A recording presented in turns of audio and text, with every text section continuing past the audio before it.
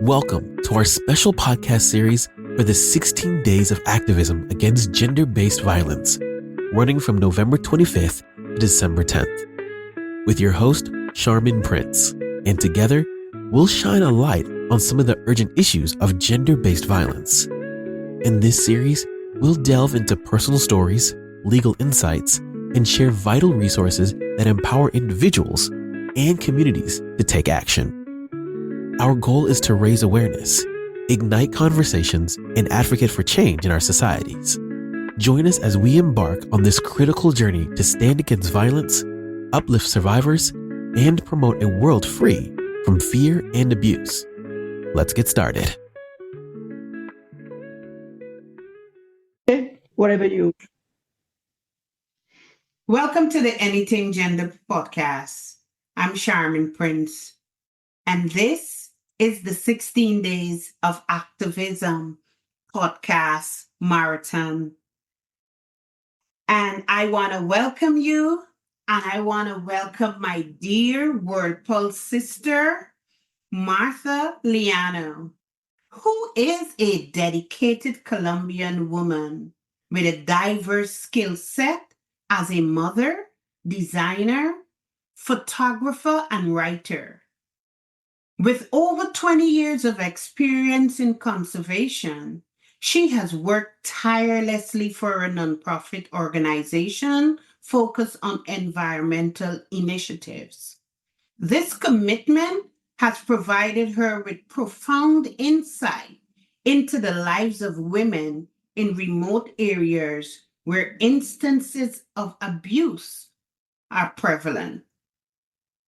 As the founder and CEO of Senteer, a nonprofit organization advocating for ecosystems and endangered species, Martha leads community-based efforts to protect vital habitats. Her work emphasizes the intersection of environmental conservation and women's empowerment, striving to uplift marginalized voices in her community. Help me welcome Sister Martha. Welcome to the Anything Gender podcast. Thank you, Charmin. Thank you, everyone, for being here with us in these 16 days of activism, which is going to be very good for all the people that could listen this podcast, because we all need to hear different perspectives, stories, visions, and many more things to change what we think that is happening in our planet. Thank you, Charmin. You're very welcome. Is there anything that you would like to add to your bio that that I did not include?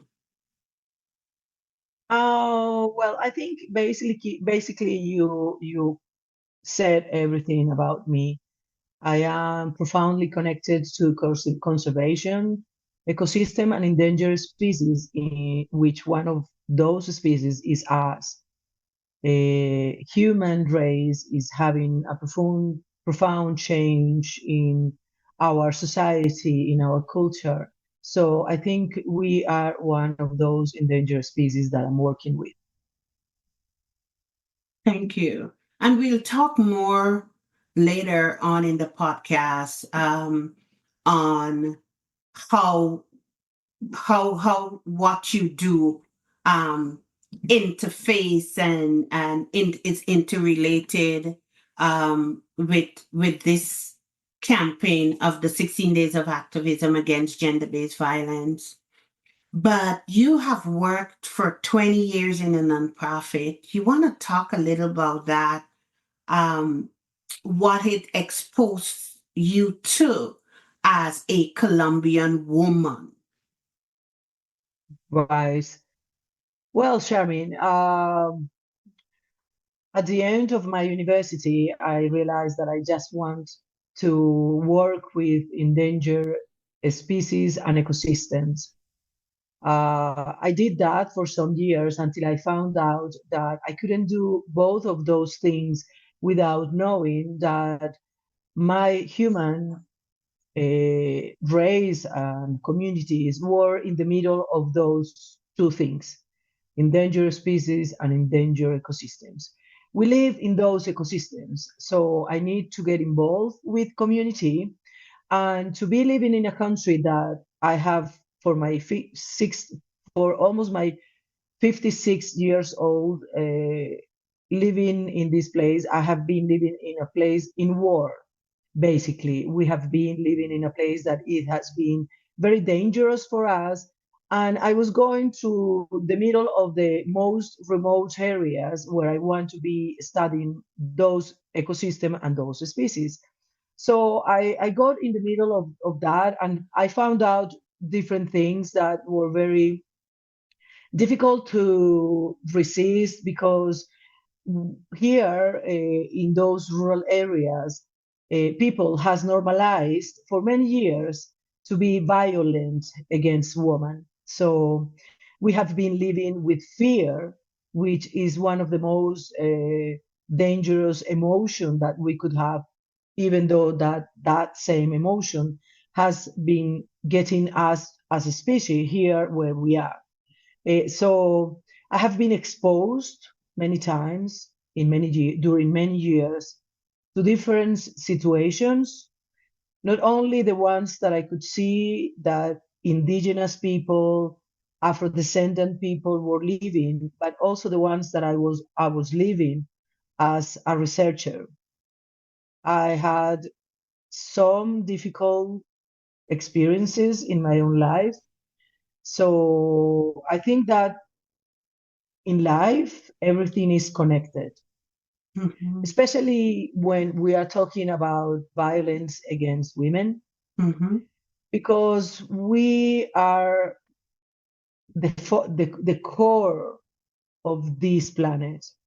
Without us, there will not be life as we know it, because we are the mothers of the past, the present, and the future of humans. And that is something that it's very that put in danger to our other side, which are male. So it is connected because we are everywhere. Women are giving birth in every part of this planet. And when that happens, there are many different characteristics of how we are going to be violented for different reasons. They could be social, political, environmental. We are a species that most of the people are afraid of, because we are such a powerful piece of this planet, that we are attacked everywhere. And we are getting strong, but it's not enough, because one of the most difficult things is to break the silence, to speak, to be able to say what we are not good with, or that we are not afraid. I'm not afraid, not anymore. But I used to be afraid, not now. So I think that this is connected, because for me, this campaign, especially in my heart, should be to allow and invite other women, other women, to talk, to break the silence, to be able in these, say, 16 days and for the rest of their lives to speak and to break the silence. Thank you so much, Sister Martha, for unpacking so much. So you produce so many nuances and stories in that little introduction that I wanna unpack. Uh, you mentioned the violence against women. I love how you tied the ecosystem into gender-based violence, and you raised an important factor that is like my fourth question about breaking the silence. How would you encourage women to break the silence? Coming from the background as a Colombian, a society that is, I think you mentioned conflict. I'm going to call it conflict, that has been riddled with conflict. How do you encourage other Colombian women and other women to break their silence? Right, Charmaine. Well, I encourage every woman in this planet to break the silence, basically believing that to live with that pain is going to be more harmful than anything else in the world, because it's inside of your spirit, your body, every part of yourself.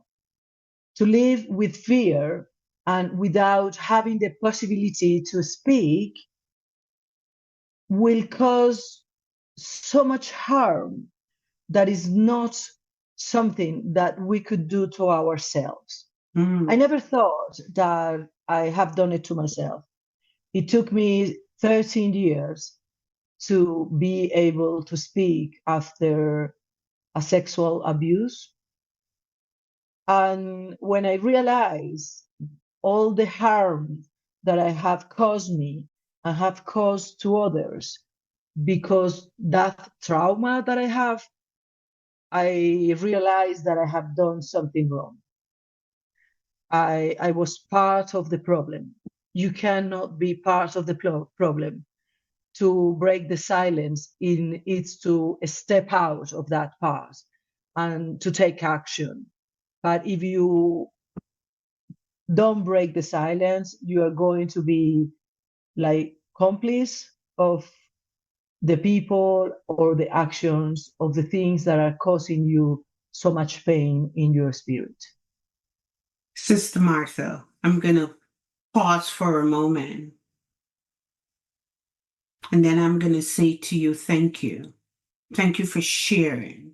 Thank you for being honest. Thank you for being vulnerable.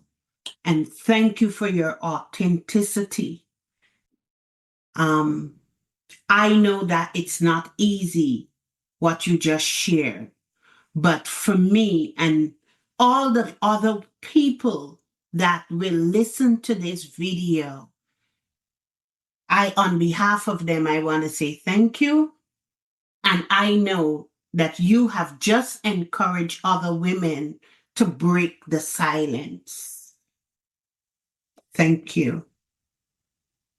Thank you, Shami.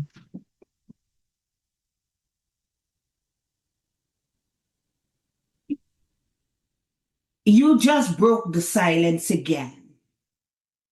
And you mentioned, and I love how you put it, that if we remain silent, we are supporting the perpetrators or the abusers. I've not heard anyone put it that way, and I want to thank you for that perspective. The research, when we talk about domestic violence, the research shows that because of codependency, a lot of women return to their abusers, and because of the financial dependency, they wouldn't leave, and they leave 7 times and return before they leave for good. With sexual abuse, it's because of the shame and the guilt that we feel, and we don't want people to know because of the stigmas and the labels that have that sexual abuse falls under.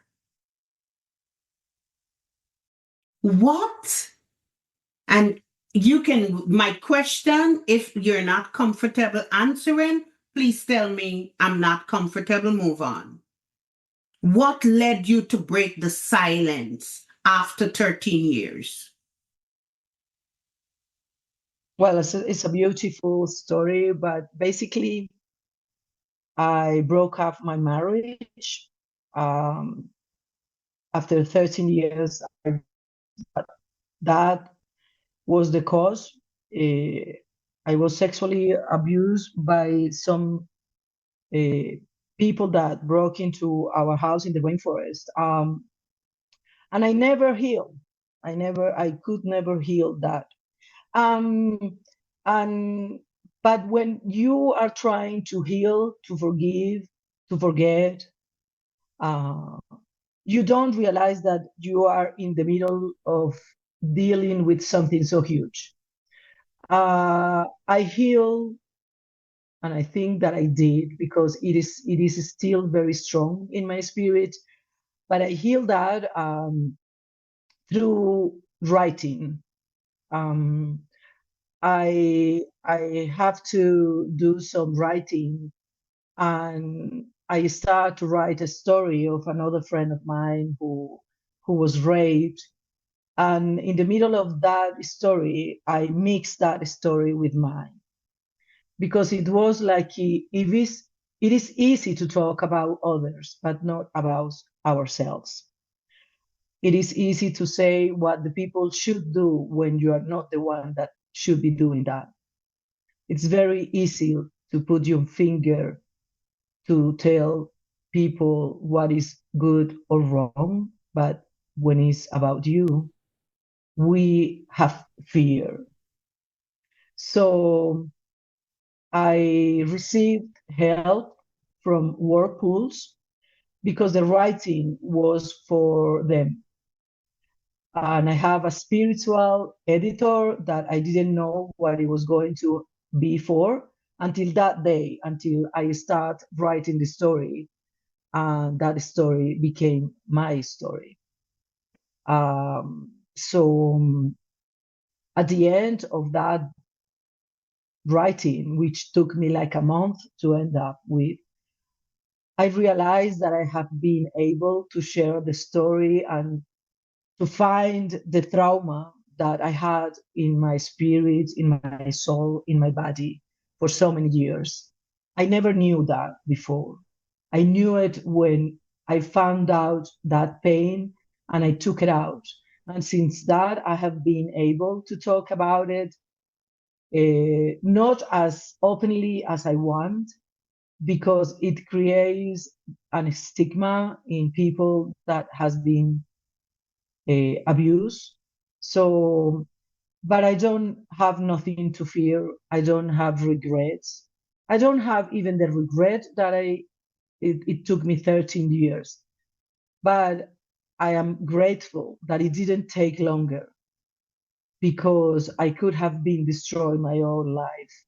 And I think that every life is precious and we need to survive, and we need to expose to the people that is causing us the harm. And that's not ourselves, it's them. Thank you so much, Sister Martha, because oftentimes, especially for us women and worse for men, when it comes to sexual abuse, we're uncomfortable talking about it. And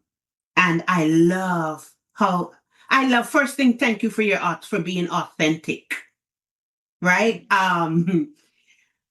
Because I love how you said, while writing the story, you were able to incorporate some of yours and it brought about some healing. Healing is a process, it's not a destination. It's a journey, and that journey don't have an end in sight, especially from trauma. So I want to encourage you that healing, every day you heal a little more. And the more you tell your story, when the raw emotions are no longer there, you know that you're on the path of healing, and you are where you are, where you can begin to mentor those that are still hurting, because you are no longer hurting. You can tell your story without the raw emotions. So I just want to encourage you. And I have a chat bot on my website that has has been trained to talk about healing from trauma, because as a survivor, I know what it took me. And so I fed the bot all that information, so you can always go there and talk when you need some support. Thank you, Um, Shami. I you're will. welcome, and thank you.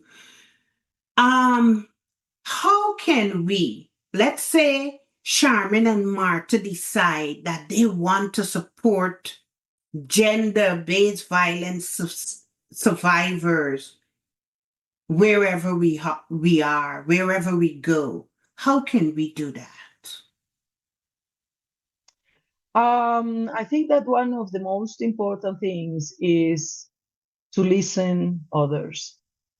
We are not listening people.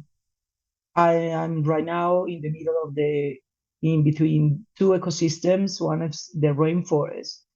And like 3 weeks ago, some girl arrived into my door and she just wanted to talk through my cellular phone. I never knew her before.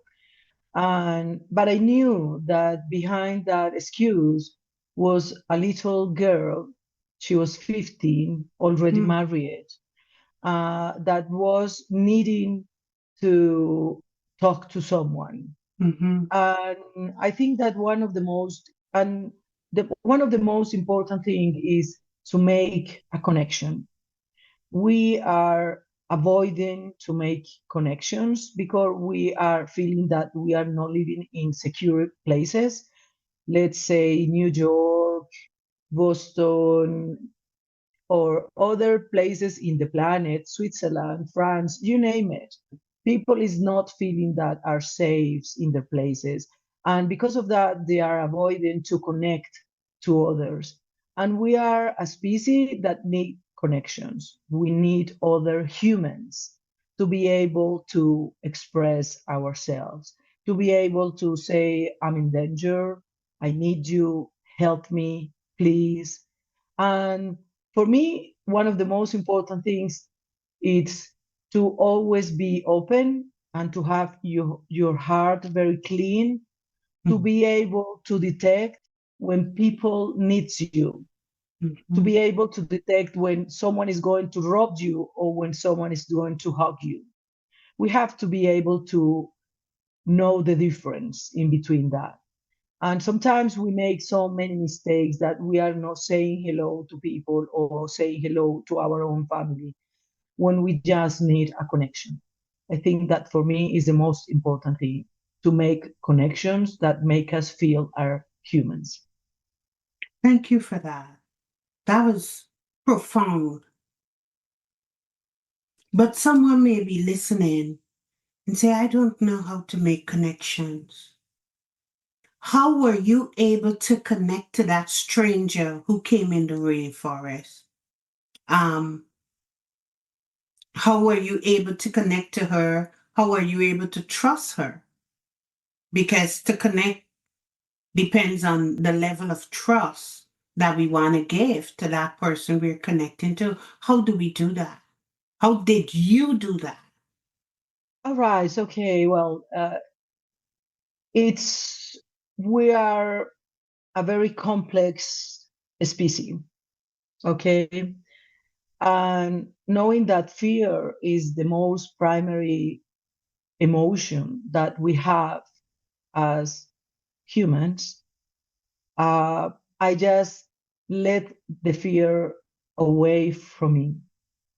Mhm, And when I put the fear away, my own knowings, since my old, very old ancestors could talk to me through different ways. My body could speak to me, and I am able to listen to my body. when I'm able to connect to my own body, my own spirit, there is no chance that I could be wrong. I need to be able to listen to my inner voice, to put the fear a little bit aside, because that comes from an old and antique era. And in that moment, I breathe and I look the other people into their eyes. And when I get that connection, everything is done. We are talking even without voices. I could listen to my body and I could get bubbles, bubbles, something that you said in English that I love. And I just listen my body, basically because I feel that I am an animal connected to nature. And I feel that the other person could speak to me even without a voice. I could read their face, I could feel their skin, and I could hear even what they are thinking sometimes because I don't have fear. So I could get a deep, deep connection with that person. Even sometimes I get with people that when I break my silence and I put the fear away, I really feel the opposite. I feel that that person is dangerous for me. And I could put a barrier completely to that person or get away or avoid places where I feel that I'm not comfortable. Normally, the night is something that people is afraid of everywhere in the planet. We have 6 primary emotions as humans everywhere where we are. Doesn't matter which culture we belong to. But to me, the most important thing is to be in my center, in the center of my body, to be able to find out what the other person is willing for me. Ooh, I have so many questions, and we would have to do this another time. We have to, because I want us to talk about the 6 primary emotions, because a lot of people don't know about of that. Um, how to become? How did you become so in touch with who you are on the inside? And we call it intuitive, Yes, to discern another person. That's a yes, skill that you developed over time. And if you can tell us how to, maybe in 3 simple steps, but we right. will revisit this at another time. Okay, Yeah. But 3 simple steps. How do you okay, become intuitive? okay.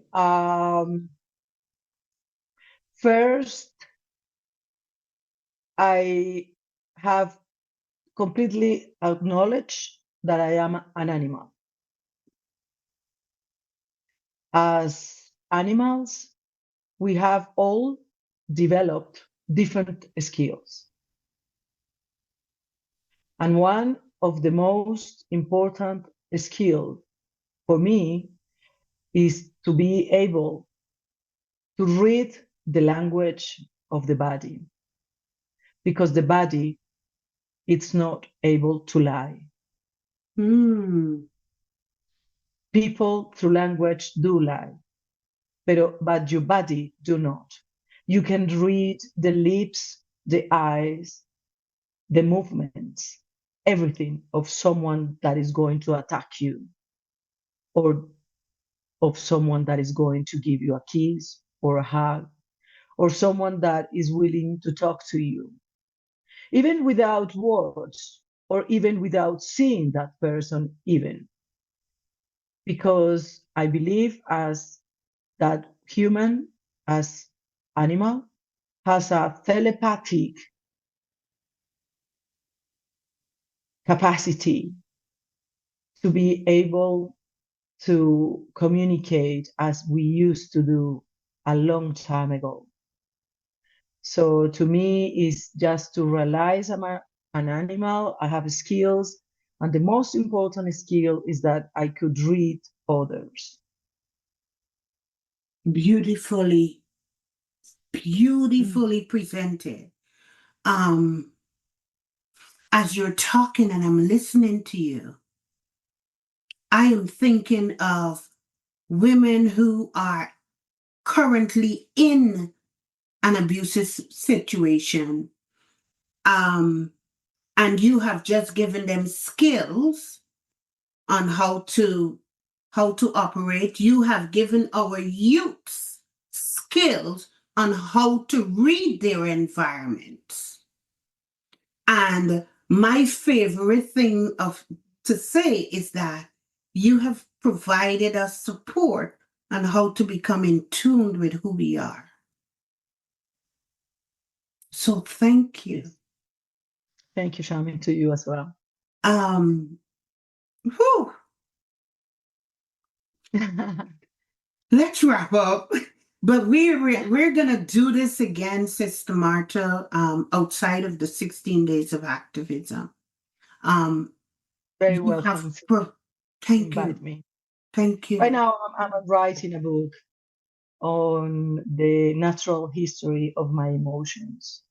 So I would love to talk about that because it is very powerful how through emotions we are alive and we are going to live during our lifetime different histories that are going to put our emotions on our skin, and it's very powerful when we heal and we are able to understand that this is just a journey and that we're not going to end feeling or having experiences. What we're going to have to find out is how to manage that situations, emotions, stories, and how we are going to get them inside our spirit. Our spirit came here to live emotions, and that's the only thing that we are going to take with us when we are going to part for another dimension. So we have to try to find the best emotions to live with, to find beautiful journeys in the future. Thank you. Thank you. My last question that I'm going to ask, it's not the last one on my list. How can we get men involved in the fight against gender-based violence, especially in Colombia? Well, one of the most difficult things to me is that when men are being violent to women, the harmful thing to me is that they are being harmful to themselves, and they are carrying a stigma, as we are carrying many stigmas as well. They are carrying one of the most difficult for me, that is that you cannot be vulnerable. They are. They are as vulnerable as we are. There are many men that are being, they are having, that other women or other men are being violent with them. And to me, one of the most difficult things is that to try to make them understand that we are not living in a war anymore. They have been living in so many wars during all our evolution time that they're still believing that that is true. And they are not in war anymore. We are not living this war, not in our homes, not in our partners, our friendships, our lovers. War is something that we have to end up. and they have to believe it, because we have to help them to understand that it's over, that there is not necessary, that we are not something that they are going to hit, because we are something that is going to be a companion for them in this lifetime. Thank you so much, Sister Martha. I know I said that was my last question. Go ahead. Go ahead. What can we do as women to advocate against gender-based violence?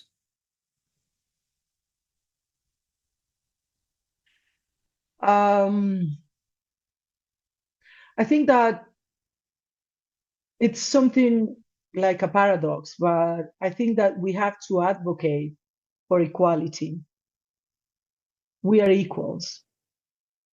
We may have differences in some things, but we are equals that need the others. We cannot live without the others. We need people. We are a species that needs to be in touch with the others, to be able to resolve and to evolve as a human species in this society. So to me, it's to advocate that we are equals in the way that we are spirits, that we need to solve many things here, like the social, economical, professional, many familiar, many things, but we have the same capacities to resolve things. At the beginning of the times, and we cannot vote, women cannot vote because we weren't able to do it, because the others think that we didn't think. At many other areas, like let's say engineering, space engineer, when they thought that a woman could do that, because they have seen us as different. Even women seen women different. And that is something that we have to stop. Sometimes our own mothers, grandmothers, or many others, even my friends that are the same age of mine, they think that we are different and that we have to behave in one way or another. And I don't think that is true. I think that we have to understand us as equal, and I'm talking women to women, men to men, women to women, no matter the culture. We cannot continue putting that signs on our heads, on our front heads, saying what we are. We are humans, and we need each other to succeed in this journey that we have in this beautiful blue planet. Thank you so much, Sister Marta. Before we end, I know I'm going to put it in the show notes, but how can our listeners contact you or find you? Right. I have, basically two ways. One is through Instagram, which is .martha with H, Elena Llano, and also through my website, which is marthalano.com. Okay. So thank you. This has been an episode of the Anything Gender podcast for the 16 Days of Activism 2024 campaign. We want to thank you, and please be sure to like, share, give us a review. Tell us how you liked the episode. And yes, I will. We'll see you next time. Okay, see you.